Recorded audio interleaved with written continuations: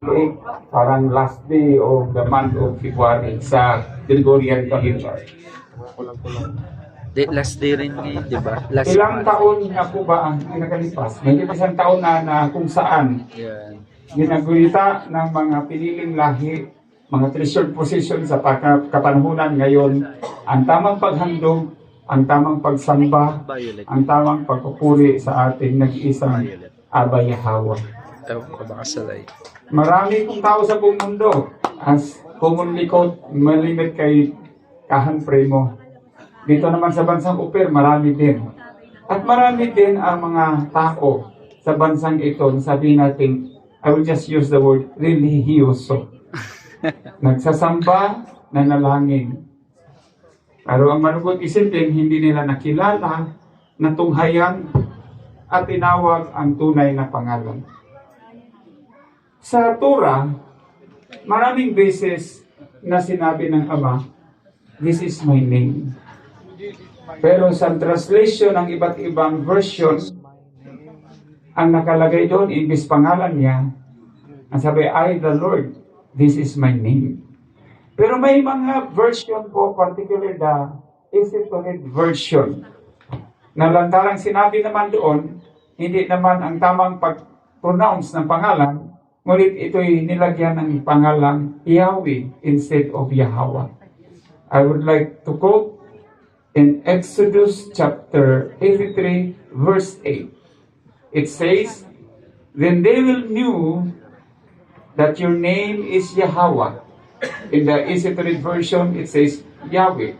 They will know that you are the most high ruler over all the earth. In Isaiah chapter 42, verse 8, it says, I am Yahweh, that is my name. I will not give my glory to another. I will not let statutes take the praise that should be mine. And of course, in relation sa major commandments written in Exodus 20, sinasabi ng Abba, thou shalt not put my name in vain. Ang kautusan na huwag ibaliwala, i-disregard, o huwag isaalang-alang, o sabihin natin, i-blaspheme ang kanyang pangalan. Kapag tayo po ay nanalangin, iba ang pangalan na tinawag natin, ito po ay blasphemy. O maaaring hindi man natin tinawag siya. Sa mahabang panahon na nabuhay tayo sa mundong ito, nababasa natin ang major commandments na ito. Pero hindi natin naisip na tayo ay sumuway kasi hindi natin pinapahalagahan ang pangalan niya. Sa kapanahunan natin ngayon, mga kapatid, tunay nga po, kinikilala natin yan ng kanyang pangalan, ating pinahalagahan.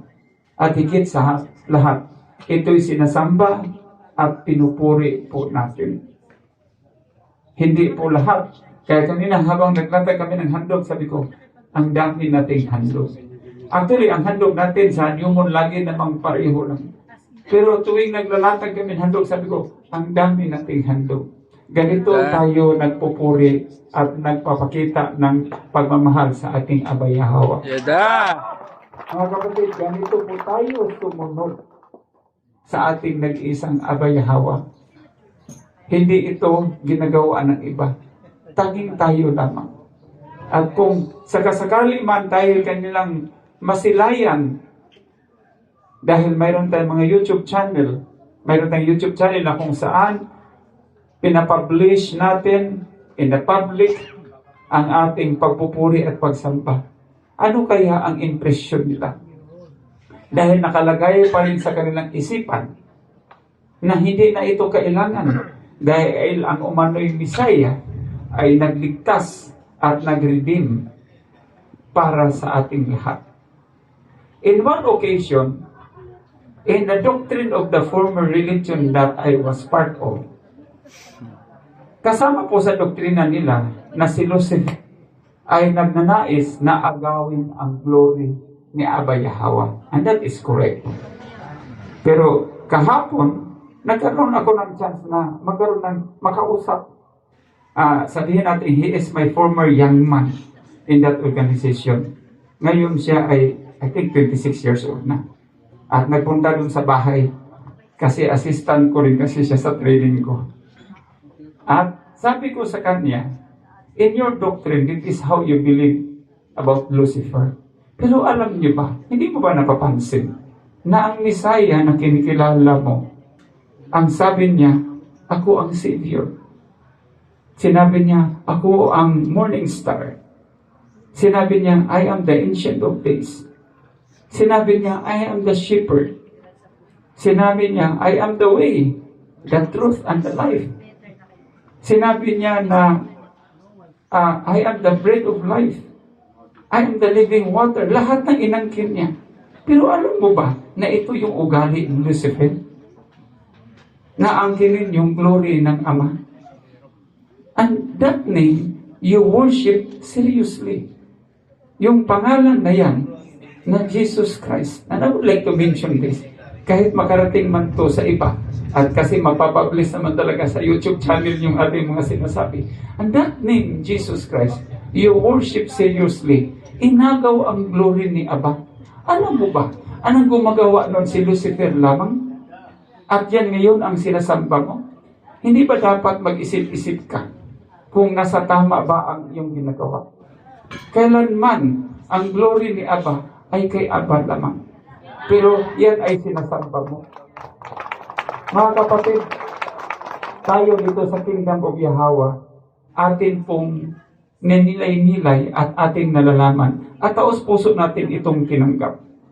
Sa simula, alam po natin na pareho po tayo ng pinaniwalaan. Pero may mga katulad sa atin na nanatili na sasambahin ang anak gamit ang pangalang Yahweh Shai. Pero tayo, alam natin na sa Exodus chapter 20 verse 3, wala na tayong ibang sasambahan pa. Wala na tayong kilalanin pa kundi nag-iisa lamang na Aba Yahweh. Ang sabi ko nga, hindi naman kailangan matalino ka. It is just a very simple common sense na pag-unawa at pag-intindi. At ang hindi ko rin maintindihan, bakit hindi nila maunawaan at hindi nila matanggap? Kapag wala ng iba, isa lang.